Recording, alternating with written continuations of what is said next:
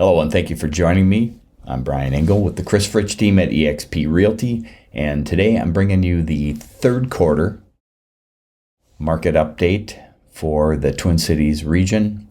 And basically, we're going to look at a few statistics of what we've been seeing over the last 3 months. So let's go to the charts. All right, so we're using the weekly market activity report for the week ending in September 21st. But what I like to do is really look at the stats, and this graph shows the last 3 months, so basically the third quarter, or compares the last 3 months, which is nice. So you can see from a new listings perspective, we kind of peaked mid-July, and then, as is normal in Minnesota because we're very seasonal, listings typically drop. And you can see what happens the first of the year. Nobody wants to move in January, apparently. But for sellers, you got less competition on the market. So what's that worth to you? Anyways, pending sales, this shows the last 3 months. We've actually ticked up a little bit, but year over year, we're down 12% in pending sales. Inventory of homes for sale is a good one to look at. The last 3 months, you can see we're actually kind of coming up. So there's new listings coming on the market, which is increasing inventory, good news for buyers. And then days on market actually is increasing as well. We're just seeing that as the market, it seems to be shifting towards more of a balanced market, you're going to see an increase in days on the market. So for sellers, don't think your home's going to sell in 2 weeks.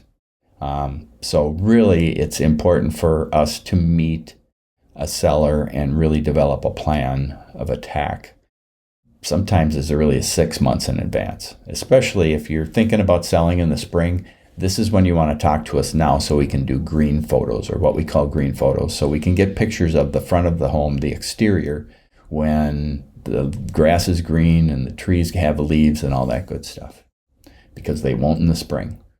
Median sales price prices are still appreciating. Homes are still appreciating, which is good. Good thing for homeowners and a good thing for buyers, because you're adding, instead of paying someone else's mortgage, you're paying your own mortgage and building equity in your home. Percent of original list price, we're starting to see some deals. I'm going to a closing today where we are, let's just say we're close to $10,000 under what the list price was. So there's some deals to be had. Don't look at the list price and think, oh, that's what I have to pay. Actually, look at the days on the market, and that'll give you an idea of whether you can, what you should offer. And we can obviously work with you on that. Affordability index is, it's down from 2022, which is good because it just made it tough to own a home, and we're getting, it's not easy. Homes, the affordability, I'd love to look at the long-term one since the 70s, because we're probably right in the similar to the interest rates that we're seeing right now are average since the 70s. So 3%, probably, I'm going to just go out on a limb and say 3% is never coming back. Nobody's making money at that. Actually, between 5 and 6%, then we're starting to create a win-win-win for the seller, buyer, and for the lender. So 2.7 months as far as inventory. It's still a seller's market. So if you're considering selling your home, I advise people, look at selling it over the winter. If you don't mind moving over the winter, because you're going to have less competition. Less competition means you can demand typically a higher price.